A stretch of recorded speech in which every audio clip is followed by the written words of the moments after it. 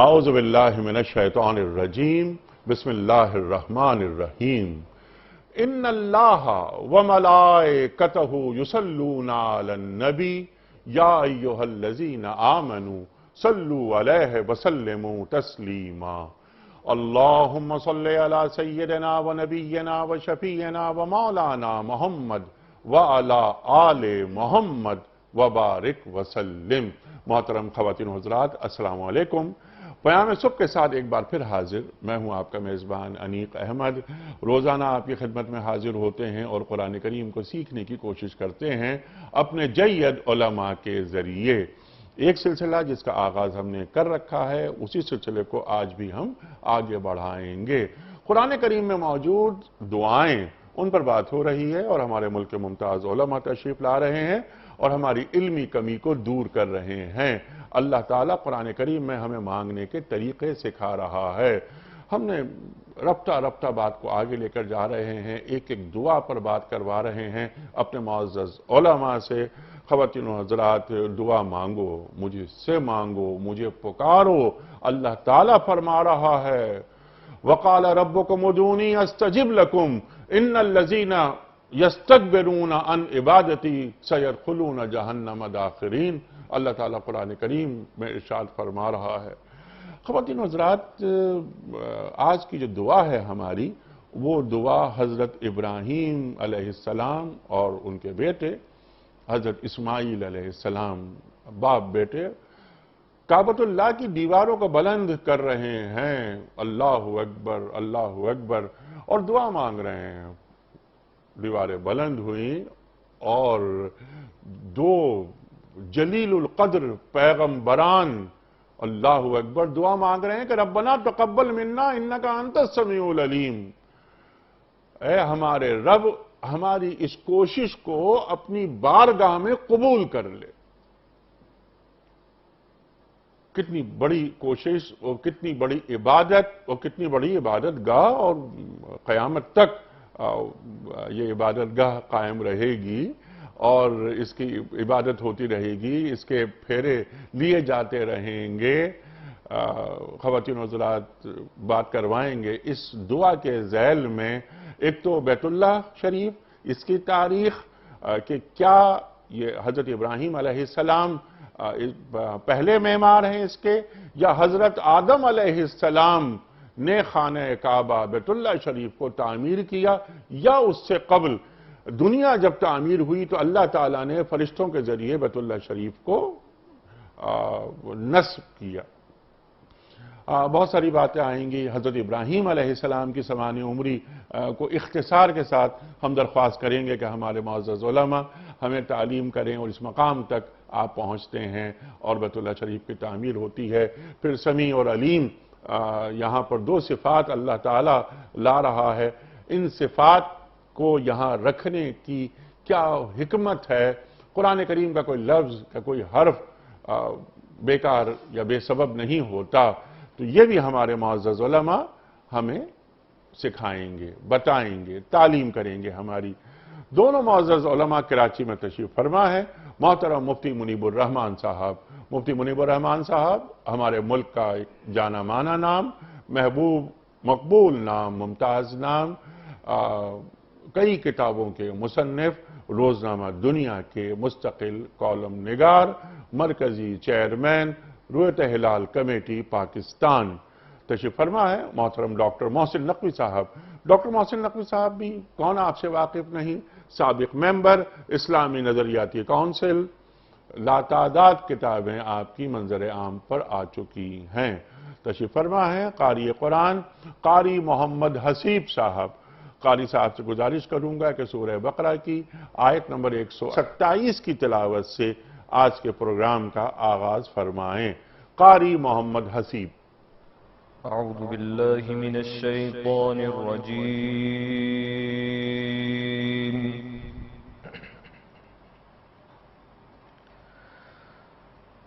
بسم اللہ الرحمن الرحیم۔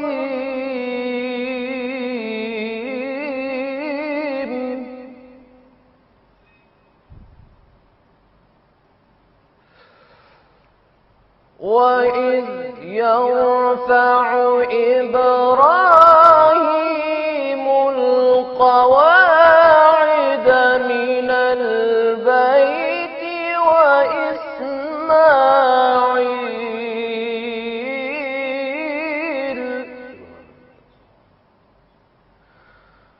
رَبَّنَا تَقَبَّلْ مِنَّا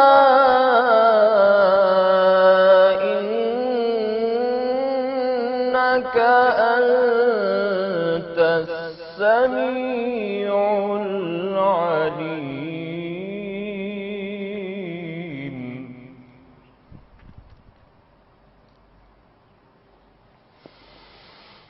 مِنَ الْبَيْتِ وَإِسْمَاعِيلَ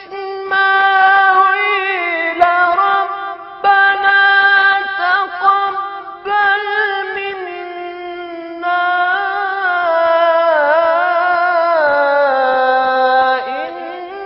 إِنَّكَ أَنْتَ السَّمِيعُ الْعَلِيمُ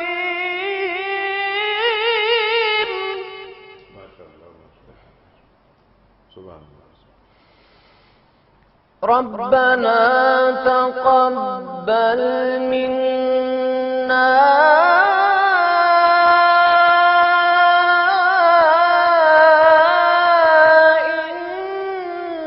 إِنَّكَ أَنْتَ السَّمِيعُ الْعَلِيمُ صدق اللہ العظیم۔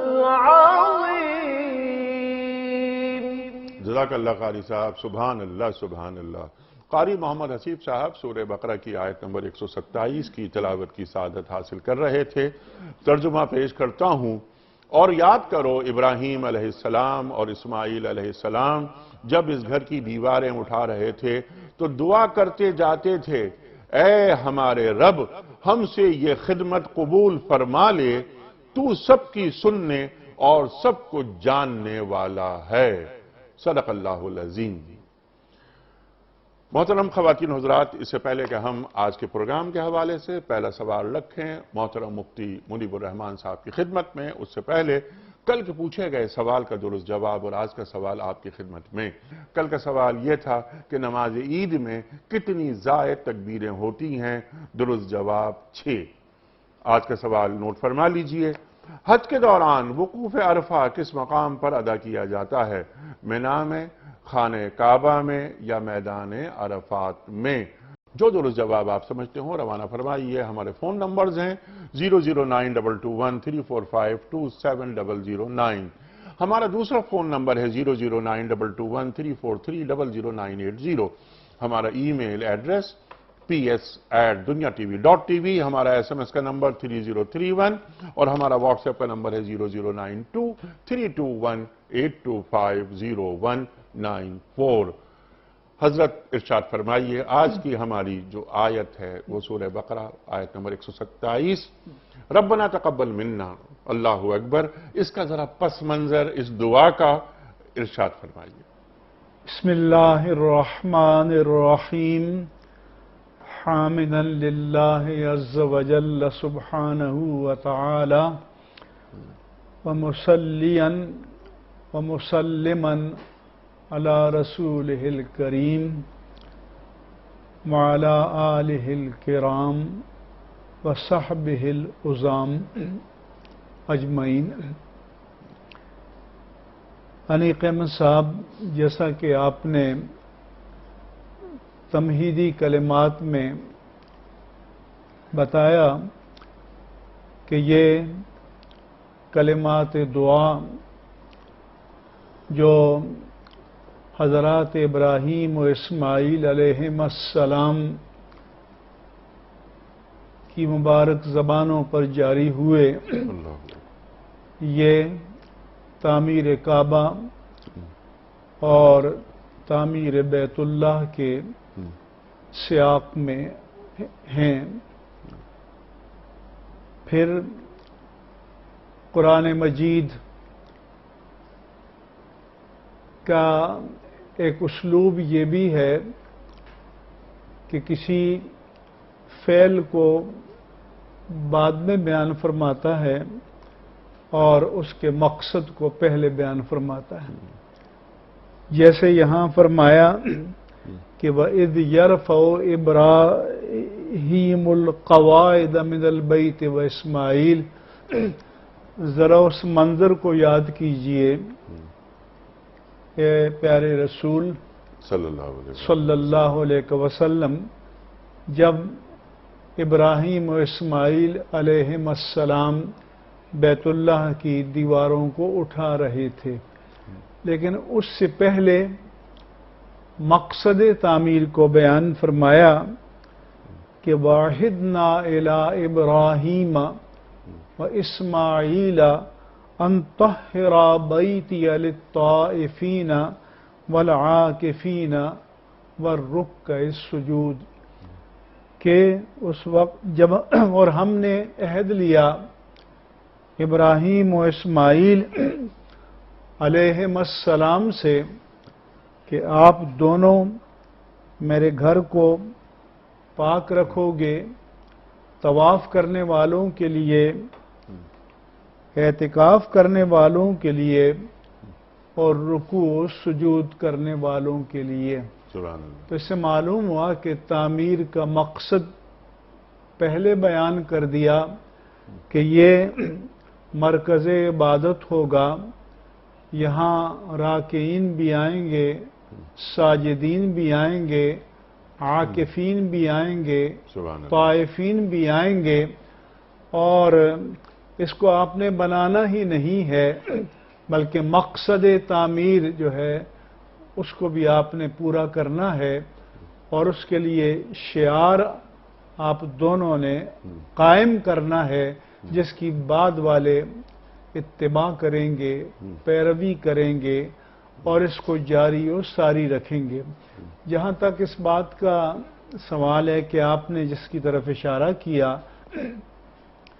کہ بیت اللہ کی تعمیر کب کب ہوئی، کتنی بار ہوئی، مختلف روایات ہیں جن میں سے ایک یہ ہے کہ یہ 10 بار ہوئی ہے. سب سے پہلے یہ تعمیر اللہ تعالیٰ کے حکم سے ملائک نے کی، پھر حکم باری تعالیٰ سے یہ تعمیر حضرت آدم علیہ السلام نے کی، پھر جب مرور زمانہ سے، حوادث زمانہ سے عمارت متاثر ہوئی تو حضرت شیس علیہ السلام نے کی. پھر جس تعمیر کے ہم وارث ہیں وہ تعمیر حضرت ابراہیم و اسماعیل علیہم السلام نے کی اللہ تبارک و تعالیٰ کے حکم سے. اور اس کے بعد پھر جب حوادث زمانہ سے بیت اللہ کی عمارت متاثر ہوئی تو قوم عمالقہ نے کی. پھر جب کچھ عرصے کے بعد عمارت کو پھر نقصان پہنچا تو بنو جرہم نے کی، جو حضرت اسماعیل علیہ السلام کے ساتھ وہاں آ کر آباد ہو گئے تھے. پھر کچھ وقت گزرنے کے بعد جب اس عمارت کو نقصان پہنچا تو حضور انور صلی اللہ علیہ وآلہ وسلم کے جد اعلیٰ حضرت قصی بن کلاب بن مرہ نے فرمائی. اس کے بعد پھر عمارت متاثر ہوئی تو بعثت رسالت مآب صلی اللہ علیہ وآلہ وسلم سے پہلے کہ جب آپ بھی تشریف فرما تھے تو قریش نے کی، اور قریش نے جب تعمیر کی تو انہوں نے یہ طے کیا کہ اس پر حلال پیسہ لگایا جائے گا، اور حلال رقم اتنی نہیں تھی کہ پوری بناء ابراہیمی کو کور کیا جائے، تو انہوں نے عمارت کو تھوڑا منیمائز کیا، کٹ ٹو سائز کیا، اور وہ جو حتیم کعبہ جسے آج کل کہتے ہیں وہ اصل بنا ابراہیمی کو انڈیکیٹ کرتی ہے، تو کچھ کم کر کے کیا، اس کو بنا قریش کہتے ہیں۔ سید المرسلین، اس کا بھی تفصیل ہے کہ جب تعمیر اٹھائی گئی اور حجر اسود کی تنصیب کا وقت آیا تو قریش میں جھگڑا ہوا کہ یہ اعزاز کسے ملے، کیونکہ قریش مختلف قبائل کا مجموعہ تھے اور قبائلی تفاخر ان میں بہت زیادہ تھا، تو ہر ایک نے چاہا کہ ہمارا سردار، تو پھر انہوں نے فیصلہ کیا کہ یہ جھگڑا طے نہیں ہو پا رہا، کل جو شخص پہلے بیت اللہ میں داخل ہو تو وہ اس کا فیصلہ کرے۔ اللہ کی تقدیر سے تاجدار کائنات صلی اللہ علیہ وسلم آئے، انہوں نے آپ کو حکم بنایا، آپ نے فرمایا کہ ایک چادر بچھا دو، بچھا دی گئی، آپ نے حجر اسود اس پر رکھ دیا، پھر آپ نے فرمایا کہ اس کا تمام سردار اس کے کونے پکڑ لیں۔ جب پکڑ کر اس مقام تک اٹھا لیا تو آپ نے اپنے دست مبارک سے اٹھا کر اسے اپنے مقام پر رکھ دیا، اور قدرت یہ اس طرف اشارہ بھی کر رہی تھی کہ یہی اصل وارث ہیں بیت اللہ کے، یہی اصل وارث ہیں ابراہیم و اسماعیل علیہم السلام کے، اور انہوں نے بیت اللہ کو آباد کرنا ہے۔ سبحان اللہ، سبحان اللہ۔ پھر جب مکہ فتح ہو گیا، آپ پورے حجاز کے حکمران بن گئے، وسائل بھی موجود تھے اور آپ کی تمنا بھی تھی کہ اسے دوبارہ بنا ابراہیمی پر تعمیر کیا جائے، لیکن آپ نے فرمایا کہ لولا حداثت عہد قومک بالکفر لہدمت الکعبۃ واسست علی بنا ابراہیم، کہ اے عائشہ رضی اللہ عنہا، اگر تمہاری قوم نئی نئی اسلام میں داخل نہ ہوئی ہوتی تو میں بیت اللہ کی عمارت کو شہید کر دیتا اور دوبارہ بنا ابراہیمی پر تعمیر کرتا۔ خواہش بھی آپ کی تھی جس پر کائنات کی ساری خواہشیں قربان ہو جائیں، وسائل بھی تھے، لیکن آپ نے دین کی عظیم حکمت کے پیش نظر مستحب کام کو بھی چھوڑ دیا اور یہ تعلیم دی کہ کبھی کبھی دین کی اعلیٰ تر حکمت کے پیش نظر کسی مستحسن کام کو بھی چھوڑا جا سکتا ہے۔ چنانچہ آپ نے اس کو نہیں چھیڑا کہ اگر اس عمارت کو منہدم کریں گے، اس پر ہتھوڑے چلیں گے، کدال چلیں گے، تو لوگوں کا ایمان متزلزل نہ ہو جائے کہ کیا اللہ کے گھر پر بھی ہتھوڑے چل سکتے ہیں۔ پھر عبداللہ بن زبیر رضی اللہ عنہ کی جو خلافت تھی، انہوں نے پھر اس کو شہید کر کے بنا ابراہیمی پر تعمیر کیا، لیکن پھر بنو امیہ کے زمانے میں عبد الملک بن مروان نے حجاج بن یوسف سے کہا کہ اسے دوبارہ بنا قریش پر تعمیر کرو، پھر اس کو شہید کر کے بنا قریش پر تعمیر کیا گیا اور وہی بنا آج تک قائم ہے۔ ہارون الرشید نے امام مالک سے پوچھا، جن کو امام دار الہجرہ کہتے ہیں، کہ کیا ایسا نہ ہو جائے کہ میں اسے دوبارہ بنا ابراہیم پر تعمیر کروں؟ تو آپ نے فرمایا کہ للہ ایسا نہ کیجئے، اگر یہ شعار چل پڑا تو ہر آنے والا بادشاہ کہے گا کہ اب میں اسے سونے کی اینٹوں سے بناتا ہوں، اب میں اسے ہیرے جواہرات سے بناتا ہوں۔ جیسے آج کل جو حرم کی دیوار میں عمارت میں توسیع ہوتی ہے تو کوئی باب فہد ہے، کوئی باب عبدالعزیز ہے، کوئی باب فیصل ہے، کوئی باب خالد ہے، کوئی باب فلاں ہے، تو کوئی ایسا نہ ہو کہ بیت اللہ پر بھی ہر ایک چاہے کہ میری پلیٹ لگ جائے، میرا نام لگ جائے۔ تو امام مالک نے فرمایا کہ بس جو یہ بنائے قریش ہے جسے اللہ کے رسول نے دین کی حکمت کے تحت باقی رکھا، اسے باقی رہنے دو اور اسے چھیڑنا نہیں چاہیے۔ امام مالک نے یہی مشورہ دیا اور تب سے یہ عمارت قائم ہے، ٹھیک۔ اس کی ریپیئرنگ تو ہوئی ہے جی ہاں۔ لیکن عمارت کو منہدم نہیں کیا گیا اور تعمیر نو اس کی نہیں کی گئی، وہی جاری ہے۔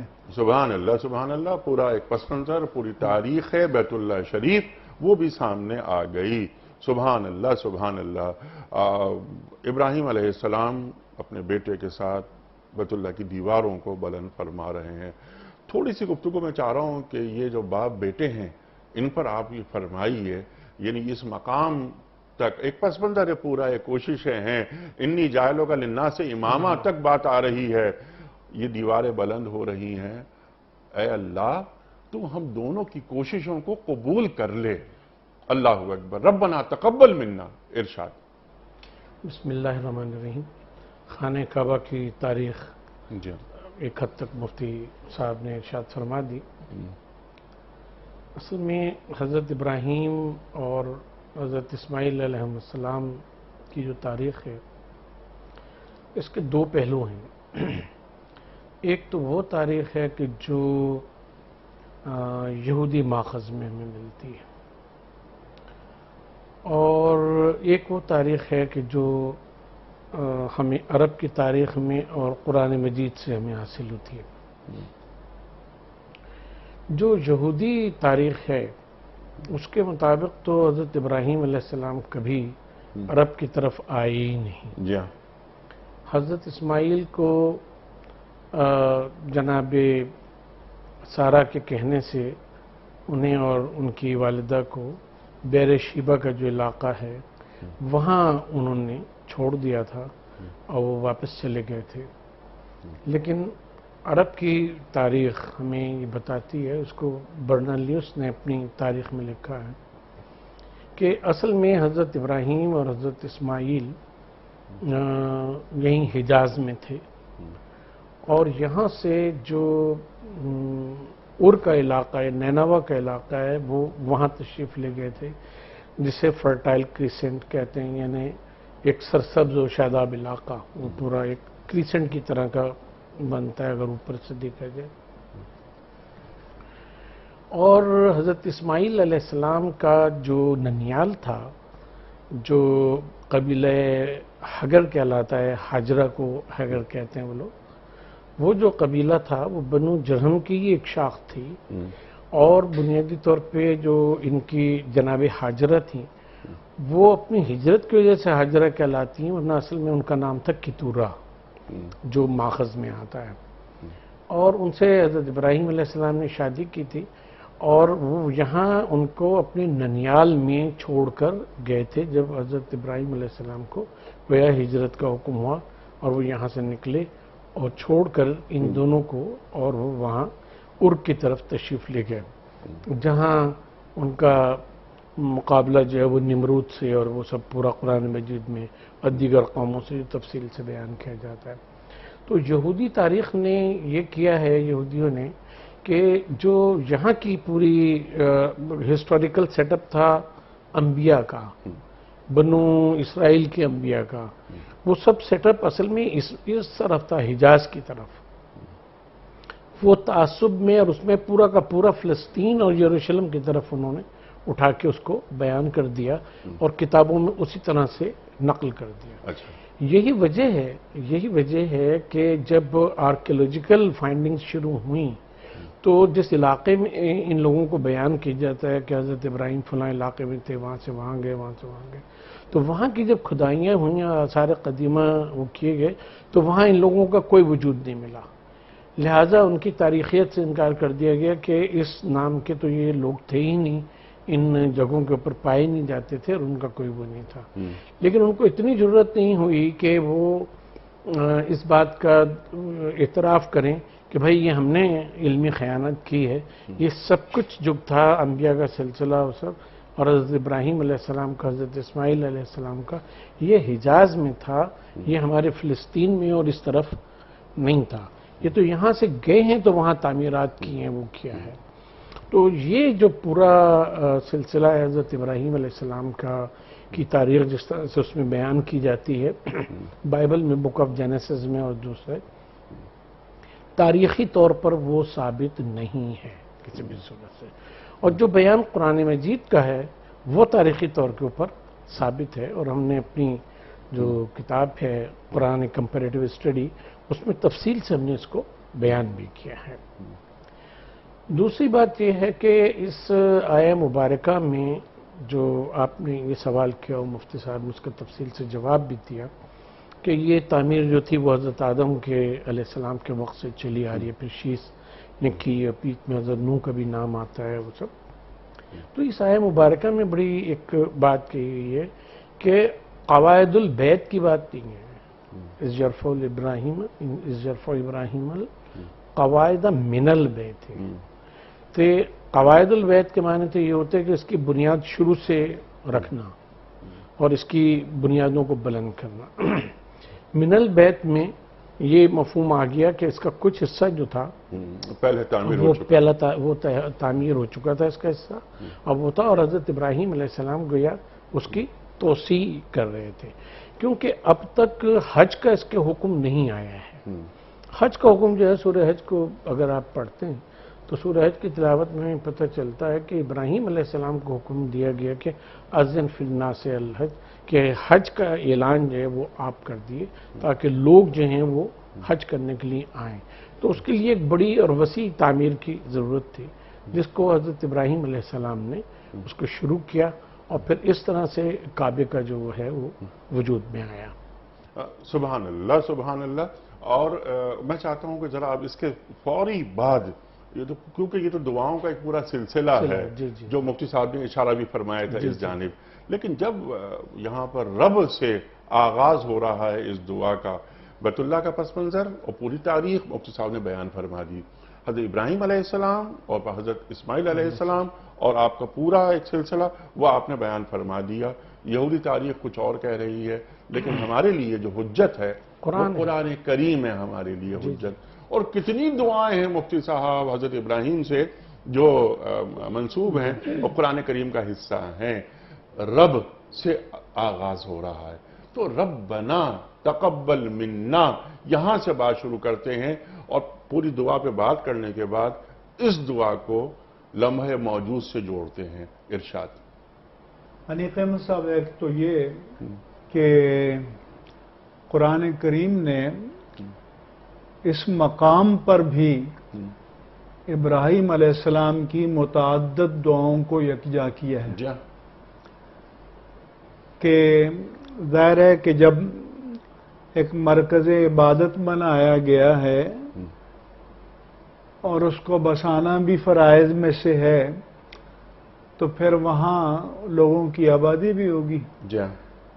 جب ایک بیاب و گیا سرزمین میں آبادی ہوگی تو پھر بقائے حیات کا سامان بھی ہونا چاہیے. تو ابھی آبادی کی نوبت نہیں آئی، لیکن ابراہیم علیہ السلام دعا فرماتے ہیں کہ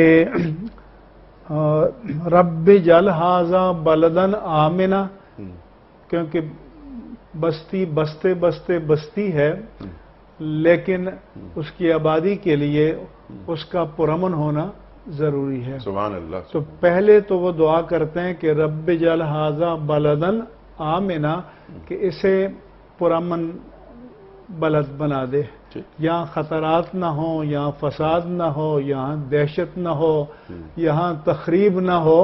اس کا مطلب ہے کہ دہشت و تخریب کے خطرات تب بھی انسانیت کے لیے موجود تھے جیسے آج موجود ہیں.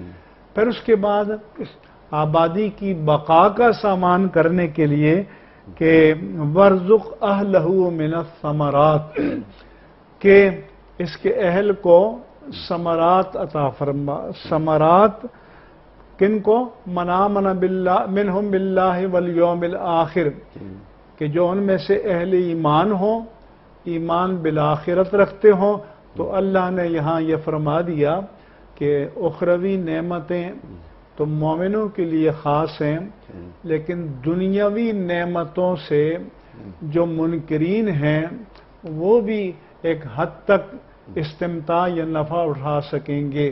پھر فرمایا کہ وَمَنْ كَفَرَ فَأُمَتِّعُهُ قَلِيلًا، کہ جو ناشکری کریں گے تو ان کو بھی تھوڑا بہت اس دنیا سے استفادے کا موقع دیا جائے گا ثم اضطرہ الی عذاب النار، پھر ان کو مجبور کر کے جہنم کے عذاب کی طرف لے جایا جائے گا۔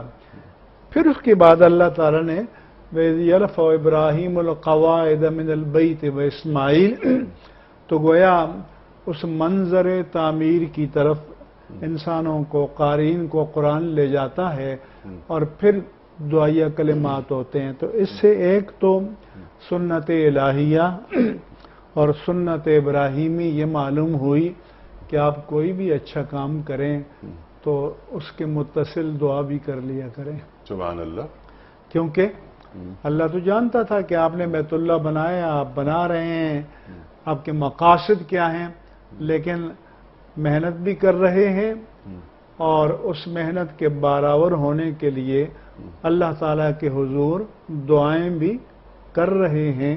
تو مومنوں کو بھی یہ شعار بنانا چاہیے کہ زندگی کے مختلف مراحل میں اپنی بساط کے مطابق محنت کریں، کنٹریبیوٹ کریں، لیکن ان کے برابر ہونے کے لیے، نفعاور ہونے کے لیے، نتیجہ خیز ہونے کے لیے اللہ تعالیٰ سے دعا کرتے رہا کریں، جیسے یہاں کے ہی انہوں نے کی کہ ربنا تقبل منا انک انت السمیع العلیم وتب علینا انک انت التواب الرحیم۔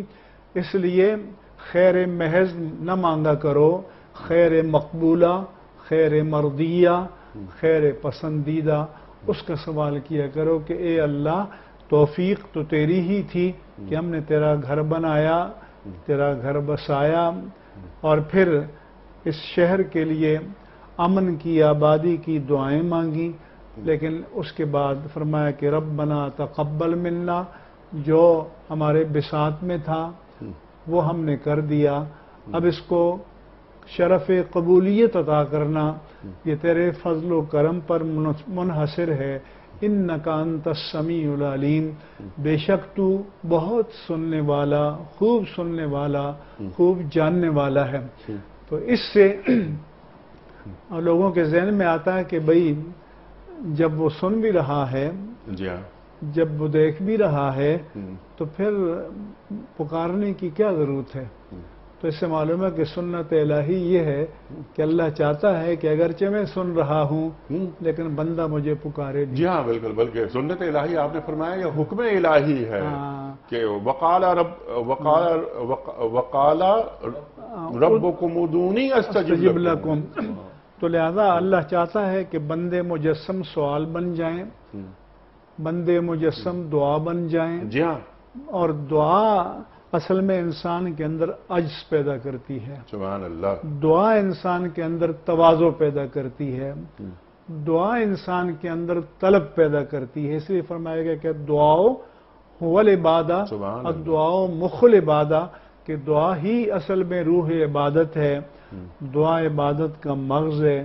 تو پھر بندے کو دعا کی طرف متوجہ کیا، وَتُبْ عَلَيْنَا إِنَّكَ أَنْتَ التَّوَّابُ الرَّحِيمُ، کہ ایک تو یہ ہے کہ توبہ کے معنی جیسا کہ ہم کہتے ہیں کہ گناہوں سے رجوع کرنا، لیکن جب انبیاء کرام دعا کر رہے ہوں تو انبیاء کرام ہمارے نزدیک اعلان نبوت سے پہلے بھی گناہوں سے پاک ہوتے ہیں، اعلان نبوت کے بعد بھی گناہوں سے معصوم ہوتے ہیں، تو لیکن اللہ تعالیٰ کی توجہات کی انہیں پھر بھی ضرورت ہوتی ہے، سبحان اللہ، کیونکہ علماء نے فرمایا کہ جب نبی کسی ایک بلند درجے کو طے کرتا ہے اور آگے کوئی دوسرا درجہ اس کے لیے منتظر ہوتا ہے تو پہلا درجہ اسے کم تر محسوس ہوتا ہے، کیونکہ جب انسان کسی رفعت پر قناعت کر لے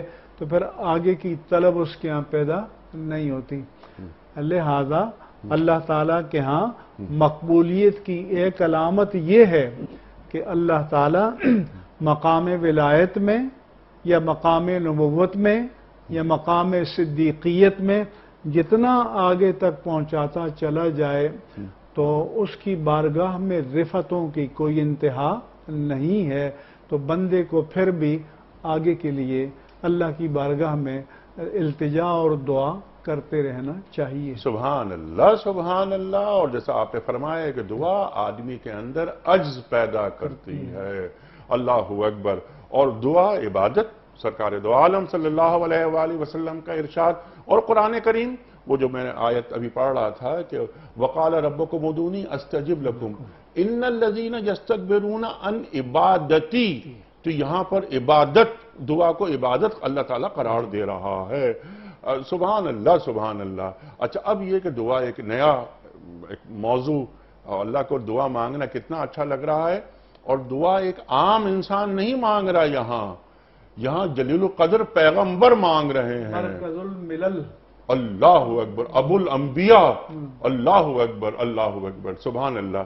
ذرا اس جانب، اور ایک اور بات جو میں کہہ رہا تھا، اس کو لمحہ موجود سے ہم جوڑیں گے ڈاکٹر صاحب کہ ربنا تقبل منا، ہم کوئی چھوٹی موٹی عبادتیں کر لیتے ہیں ٹوٹی پھوٹی، یا کوئی نیکی کا کام ہم سے ہو جاتا ہے تو ہمارے اندر ایک فخر پیدا ہو جاتا ہے کہ ہاں ہم سے یہ کام ہو گیا۔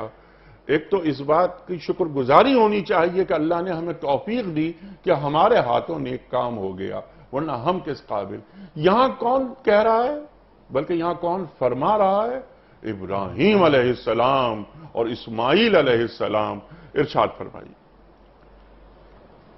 بنیادی طور پہ یہ کہ جو آپ نے شروع میں ایک بات کہی تھی ابھی اس حصے میں، جی، کہ دعا جو ہے وہ ربنا سے شروع ہو رہی ہے۔ جی ہاں، اس میں ایک نقطہ یہ ہے کہ اس سے پہلے وادی غیر ذی زرع کا ذکر ہو چکا، اکیلے چھوڑے جانے کا ذکر ہو چکا، صفا و مروہ کے اوپر حضرت بی بی حاجرہ کے دوڑنے کا ذکر ہو چکا، جی ہاں، اور اس میں حدیث میں بار بار یہ آتا ہے کہ فرشتہ جو آیا جناب حاجرہ سلام اللہ علیہ کے پاس، تو اس نے کہا اللہ تعالیٰ تمہیں ضائع نہیں کرے گا، تم اطمینان رکھو، اللہ اکبر، تم اللہ اطمینان اکبر۔ رکھو۔ تو یہ بنیادی طور کے اوپر اس کی شان ربوبیت کی طرف جو ہے وہ اشارہ۔ اچھا، فرشتہ آ رہا ہے، ضائع نہیں کرے گا، اس سے پہلے ڈاکٹر صاحب وہ بھی فرما دیجئے جو آپ کا یعنی حضرت حاجرہ علیہ السلام کا مکالمہ ہو رہا ہے ابراہیم علیہ السلام سے، جب آپ جا رہے ہیں تو حضرت حاجرہ فرما رہی ہیں کہ ٹھیک ہے آپ جا رہے ہیں تو اللہ کی مرضی اس میں شامل ہے، تو اللہ ہمیں ضائع نہیں کرے گا، شیرخوار بچہ اور ماں۔ ارشاد۔ اور پھر فرشتہ بھی آتا ہے تو پھر یہ ان کو یقین دلاتا ہے کہ تم اتنا پانی کے پیچھے بھاگ رہی ہو، اس کے بچے کے لیے پریشان ہو، یہ اللہ کی دین ہے، اللہ تعالیٰ اس کا حفاظت کرے گا، تم دونوں کو ضائع نہیں کرے گا اللہ تعالیٰ۔ آپ دیکھیں کہ یہاں بھی جو ربنا کا وہ ہے، یہ عجیب صیغہ ہے کہ جہاں دو افراد کی بات ہو تو بھی یہ صیغہ آتا ہے، اور جمع میں بھی یہی صیغہ آتا ہے، ربنا ظلمنا انفسنا، وہاں پہ پھر جمع چلا جا رہا ہے، حالانکہ مانگ جو ہیں وہ دو ہیں، تو دو کا بھی اس میں مفہوم ہے اور جمع کا بھی مفہوم ہے، کہ یعنی وہ ان دو نے تو دعا مانگی ہے، اس کے ساتھ ساتھ یہاں جمع کا صیغہ اس لیے کہ ہم بھی یہی دعا، جتنے پوری کائنات مل کے بھی یہ دعا مانگے گی تو وہ اس نا کے اندر جو ضمیر ہے جمع کی، اس کے اندر وہ سب کے سب جو آ جائیں گے۔ ربنا تقبل منا انک انت السمیع الدعاء۔ اچھا، اب یہاں کیا ہے کہ ان دونوں نے دعا جو ہے وہ مانگی، اور رب کہہ کے ربنا کہہ کے دعا ان لوگوں نے مانگی۔ اس میں سب سے جو بڑی ایک اہم بات ہے وہ یہ جو آپ ایک بات عرض کر رہے تھے ابھی کہ بھئی ہم ذرا سا تھوڑا سا کوئی کام کر لیتے ہیں تو ہمیں ایک خوش فہمی ہو جاتی ہے کہ ہم نے کوئی کام کر لیا، وہ کر لیا۔ یہاں حضرت ابراہیم اور حضرت اسماعیل علیہ السلام جو ہیں وہ کام کر رہے ہیں۔ اللہ اس میں جو بات سمجھنے کی ہے ہمارے اور آپ کے لیے وہ یہ کہ ہمارے نقطۂ نظر سے، ہمارے عقیدے کے مطابق، ہمارے دین کے مطابق وہ ابو الانبیاء ہیں اور اعلیٰ ترین درجے کے اوپر سبحان اللہ، عظمت اور اس کی عصمت کے فائز ہیں۔ لیکن جب وہ اپنے کو اور خدا کو دیکھتے ہیں، اللہ کی طرف رجوع کرتے ہیں، تو وہ اپنے کو انتہائی کم سطح کے اوپر، عبدیت کی سطح کے اوپر پاتے ہیں۔ وہ نبی کی حیثیت سے دعا نہیں کر رہے، وہ عبد کی حیثیت سے سبحان دعا اللہ، کر رہے ہیں۔ سبحان اللہ۔ جو ربنا کا مفہوم ہے وہ یہاں سے یہ بات جوڑتی ہے کہ کوئی کتنا ہی بڑا ہو، یہاں تک کہ سرکار رسالت مآب صلی اللہ علیہ وآلہ وسلم خاتم النبیین ہیں، اشرف الانبیاء ہیں، سید الرسول ہیں، سب کچھ ہیں، لیکن اشہد ان محمدن عبدہ و رسول، عبدیت کا جو مقام ہوتا ہے وہ سب سے اعلیٰ ترین مقام ہے۔ تو جب نبی دعا مانگتا ہے تو وہ عبد کے درجے سے مانگتا ہے، نبی کے درجے سے نہیں مانگا کرتا، کیونکہ وہ عبد کامل ہے تو اس کو نبوت ملی ہے، وہ عبد کامل ہے تو اس کو رسالت ملی ہے۔ تو یہاں وہ دعا مانگ رہے ہیں کہ تقبل منا، کہ ہم دونوں سے اس کار خیر کو قبول فرما، اور جہاں اس کی بات ہے کہ ان دونوں کا کام قبول فرما، اسی صورت یہ ہے کہ تعمیر کعبہ جو ہے، اب یہ جو عمارت کعبہ ہے اس کو بھی اپنی بارگاہ میں قبول فرما، اور جس مقصد کے لیے یہ بنائی گئی ہے اس مقصد کو بھی قبول فرما، اور اس کو مرکز اپنی عبادت کا اور اپنے اس کا مرکز تو قرار دے۔ تو یہ پورا جو ہے یہ اس کا وہ ہے۔ اچھا، تو سمیع الدعا، سمیع العلیم پہ اس کو ختم ہوتا ہے۔ امام ابن قیم نے باقاعدہ ایک کتاب اس پہ لکھی ہے کہ جہاں خواتین آیات ہیں، کہ جہاں دو اللہ تبارک و تعالیٰ کے اسماء ساتھ آتے ہیں، تو اس میں کیا وہ ہوتا ہے۔ اب آپ یہاں دیکھیں کیا چیز ہے، کوئی شخص کام کرتا ہے، ہو سکتا ہے بہت اچھا کام کر رہا ہو، لیکن اس کی نیت اس سے ریاکاری ہے، ٹھیک ہے، تو دعا کا سننے والا پروردگار سمیع وہاں لائے، صحیح، اور علیم اس لیے لائے کہ تو ہماری بھی نیتوں کو جانتا ہے، اور جو آنے والے اس گھر کی عبادت کرنے کے لیے، حج کے لیے آئیں گے یا اور عبادتوں کے لیے یہاں جمع ہوں گے، ان سب کی نیتوں سے بھی تو ہی واقف ہے، کیا بات، کہ ہم کس طرح سے کر رہے ہیں، کیوں کر رہے ہیں، یہ بھی تو جانتا ہے۔ اور کیونکہ اگر نیت میں کھوٹ ہے، کسی کی بھی، کوئی حج کرنے جا رہا ہے، کسی اور مقصد کے لیے جا رہا ہے، تجارت کے لیے جا رہا ہے، کوئی وہاں جمع ہوتا ہے عبادت کے لیے جمع ہوتا ہے، کوئی وہاں برہنہ عبادت کے لیے جیسے لوگ جایا کرتے تھے، یا بتوں کی اسی خانہ کعبہ میں رکھے ہوئے بتوں کی عبادت ہوا کرتی تھی، تو وہ علیم کا جو پیراڈائم ہے نا، وہ ان سب چیزوں کو، ان سب رویوں کو، ان سب حرکتوں کو حاوی ہے۔ سبحان اللہ، ہم جس اس سے کر رہے ہیں اس کا بھی علیم ہے، جی ہاں، اور جو کسی اور نیت سے، کسی اور انداز سے اس کو یہاں آ رہا ہے تو اس کو بھی جاننے والا ہے۔ تو بس اب جب تو سننے والا بھی ہے دعا کا، اور تو علیم بھی ہے، علم بھی سب چیزوں کا رکھتا ہے، تو اب تو ہی اس کو درجہ قبولیت کے اوپر ہمارے کام کو بھی، اور اس کام کی جو تکمیل ہوگی اس کو بھی تو اپنے دربار میں قبول فرما۔ سبحان اللہ، سبحان اللہ۔ ہماری جو کوششوں کو اے اللہ، اے ہمارے رب، تو دیکھ بھی رہا ہے اور تو جانتا بھی ہے۔ اللہ اکبر۔ مستقبل پر بھی اب اس دعا کا جو کینوس ہے اور بڑھا دیا ہے کہ مستقبل میں اس عبادت گاہ میں جو کچھ ہونا ہے وہ بھی تیرے علم میں ہے۔ تو اللہ کے علم سے کیا چیز پوشیدہ۔ مفتی صاحب کنکلوڈ فرما دیجئے۔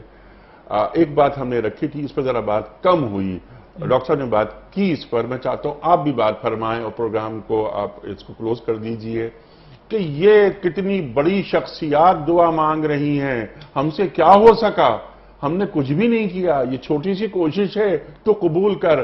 ہم کیا کر رہے ہیں، ہمارا معاشرے میں ہمارا چلن، ہمارا شعار کیا ہے، یہ دعا ہم سے کیا کہہ رہی ہے؟ ارشاد۔ ان آیات کا سیاق و سباق تو بہت ہی معنی افروز ہے جی، کہ وہ ابراہیم علیہ السلام جن کے بارے میں اللہ فرماتا ہے کہ ملت ابیکم ابراہیم، اے پیارے حبیب صلی اللہ علیہ وسلم، یہ آپ کے باپ ابراہیم کی ملت ہے، ان کا دین ہے۔ ہوا سماکم المسلمین، انہوں نے تمہارا نام مسلمان رکھا ہے، من قبل و فی ھذا، پہلے سے مسلمان چلا رہا ہے، اور اس کتاب قرآن میں بھی نام مسلمان رکھا ہے۔ تو جن کے بارے میں قرآن شہادت دے کہ یہ دین ابراہیمی ہے اور انہوں نے تمہارا نام مسلمان رکھا ہے، ان کا عجز دیکھیے کہ ربنا وجعلنا مسلمین لک، کہ اے اللہ تو نے جو ہمیں اپنا اطاعت گزار بنایا تو نے جو ہمیں پے کرے تسلیم و رضا بنایا، یہ بہت کٹھن منزل ہے، یہ بہت مشکل منزل ہے، اس لیے وجعلنا مسلمین لک، ہمیں ہمیشہ اس منزل پر، اس جادہ مستقیم پر استقامت و دوام عطا فرما، اور اللہ تعالیٰ کا مکمل فرما بردار بنا فرما بردار بنا دے۔ اور پھر وہ دعا کرتے ہیں کہ من ذریتنا امتم مسلمۃ لک، ہماری اس وراثت کو آگے بڑھانے کے لیے، ٹھیک ہے، اس کو کیری آن کرنے کے لیے ٹھیک ہے، ہماری اولاد میں سے بھی ایسے لوگ منتخب فرما کہ جو امت مسلمہ ہوں اور تیرے اطاعت گزار ہوں، وَأَرِنَا مَنَاسِكَنَا وَتُبْ عَلَيْنَا، اور ہماری اپنی عبادت حج اور اس کے ارکان کی طرف بھی رہنمائی فرما۔ جی ہمیں سکھا ہمیں کہ حج کیسے کیا جائے گا۔ جی ہاں۔ جبریل علیہ السلام آتے ہیں، جی ہاں۔ حضرت ابراہیم علیہ السلام کے ساتھ حج کرتے ہیں، مناسک حج سکھاتے ہیں۔ مفتی صاحب، تو اس کا مطلب یہ ہے کہ اللہ کوئی نعمت، کوئی منصب، کوئی شان، کوئی اعزاز، کوئی اکرام، جی کوئی توفیق عطا کر دے ہاں، تو اس پر اترانے کی بجائے، افتخار کرنے کی بجائے مجسم تواضع بن کے دعا سبحان مانگنی چاہیے اللہ، کہ یا اللہ سبحان تو نے اللہ۔ جو کرم فرمایا ہے، خدایا این کرم بارے دیگر کن، کہ سبحان یہ اللہ۔ کرم جاری رہے، سبحان اس میں اللہ۔ کوئی انقطاع نہیں ہونا چاہیے، ہاں۔ اس کے سلسلے کو ٹوٹنا نہیں چاہیے۔ ہاں۔ اور اور ہمارے ہاں تو کوئی چھوٹا موٹا کوئی نیکی کام کر دیں تو اترانے لگتے ہیں، اللہ لیکن امام الانبیاء، مرکز الملل حضرت ابراہیم اور حضرت اسماعیل علیہم السلام کا شعار یہ ہے کہ اگر کچھ ملے تو اس کے ثبات کی دعا مانگو، استمرار کی دعا مانگو، دوام کی دعا مانگو، اس کے جاری رہنے کی دعا مانگو، تاکہ کہیں بیچ میں کوئی خطرات نہ آئیں۔ سبحان اللہ، سبحان اللہ، سبحان اللہ۔ اور ایک نیکی ہمارے ہاتھ سے ہو گئی تو دعا یہ مانگی جائے کہ اللہ تعالیٰ تو نے ہمیں توفیق دی، اب یہ ہم سے یہ نیکیاں تو ہم سے کرواتا رہے۔ سبحان اللہ، سبحان اللہ۔ اور ہماری ان نیکیوں کو اپنی بارگاہ میں قبول فرما، ہمیں اپنا مکمل تابعدار بنا۔ یہ ابراہیم علیہ السلام کی دعاؤں سے ہمیں یہ روشنی مل رہی ہے۔ مفتی صاحب، بہت ساری گفتگو مزید ہو سکتی ہے، لیکن وقت یہاں مکمل ہوا ہمارے پروگرام کا۔ انشاءاللہ یہ بہت سے سوالات آپ نے دعائیں ابراہیم علیہ السلام کی بیان فرمائی، اس میں بھی بہت سارے سوالات ہیں جو انشاءاللہ کسی اور پروگرام میں ہم رکھیں گے آپ کی خدمت میں۔ ڈاکٹر صاحب آپ کا بڑا شکریہ، قاری صاحب آپ کا بڑا ممنون، آپ تشریف لائے۔ خواتین و حضرات، وقت مکمل ہوا۔ ربنا تقبل منا انک انت السمیع العلیم گفتگو فرمائی۔ ہمارے دونوں معزز علماء نے ہمیں بتایا کہ اس عبادت کی، اس دعا کی، دعا عبادت ہے، اس کی روح کیا ہے، اس کا مغز کیا ہے۔ کیا اچھی بات فرمائی مفتی صاحب نے کہ دعا، یہ جو اللہ کو پکارنا، سر جھکانا، انسان کے اندر عجز پیدا کرتی ہے دعا۔ ابراہیم علیہ السلام، اسماعیل علیہ السلام، جو ڈاکٹر صاحب نے بات فرمائی کہ ہم انبیاء تو ہیں لیکن ہم تیرے بندے ہیں، نبی کی حیثیت سے نہیں بلکہ بندے کی حیثیت سے دعا مانگی جا رہی ہے۔ اللہ اکبر، اللہ اکبر۔ سرکار دو عالم صلی اللہ علیہ وآلہ وسلم کی ایک دعا یاد آ رہی ہے مفتی صاحب کہ اے اللہ تو مجھے میری نظروں میں چھوٹا اور سامنے والے کی نظروں میں بڑا بنا دے۔ اللہ اکبر، اللہ اکبر۔ خواتین و حضرات، کوئز، کل کا سوال، آج کا سوال، یعنی کل کے پوچھے گئے سوال کا درست جواب اور آج کا سوال ہم آپ کی خدمت میں رکھ رہے ہیں، اور مفتی صاحب قرآن اندازی کر کے ایک صاحب یا صاحبہ کا نام بیان فرمائیں گے۔ کل کا سوال یہ تھا کہ نماز عید میں کتنی زائد تکبیریں ہوتی ہیں؟ درست جواب 6۔ آج کا سوال نوٹ فرما لیجئے۔ حج کے دوران وقوف عرفہ کس مقام پر ادا کیا جاتا ہے؟ منا میں یا خانہ کعبہ میں یا میدان عرفات میں؟ جو درست جواب آپ سمجھتے ہوں روانہ فرمائیے۔ ہمارے فون نمبرز ہیں 00921 3452709، ہمارا دوسرا فون نمبر ہے 00921 343000980، ہمارا ای میل ایڈریس ps@duniatv.tv، ہمارا SMS کا نمبر 3031 اور ہمارا واٹس ایپ کا نمبر ہے 0092 321 82501 994 قرآن اندازی حضرت بسم اللہ. ایک پرچی نکال کر مفتی صاحب اعلان فرما رہے ہیں آج کے ونر کے نام کا. محمد فہیم، نارتھ ناظم آباد، کراچی. محمد فہیم صاحب کراچی سے آپ کی خدمت میں دنیا ٹی وی کی جانب سے دینی کتب پر مشتمل یہ گفٹ ہیمپر آپ کے گھر روانہ کیا جا رہا ہے. آپ کو بہت بہت مبارک ہو. یہ چھوٹا سا ایک سلسلہ ہم نے جاری رکھا ہوا ہے تاکہ دینی معلومات کا فروغ ہو، یہ معلومات پہنچیں لوگوں تک، خاص طور پر ہمارے نوجوانوں تک. یہ قرآن اندازی ہوتی ہے، جوابات آتے ہیں اور ہم دینی کتابیں پہنچاتے ہیں ایک صاحب یا صاحبہ کے گھر پر کوریئر کے ذریعے. خواتین و حضرات، اختتام ہوتا ہے پیام صبح کا روزانہ ایک قول پر، اور وہ قول ہوتا ہے صاحب نہج البلاغہ امیر المومنین حضرت علی مرتضیٰ کرم اللہ وجہہ کا.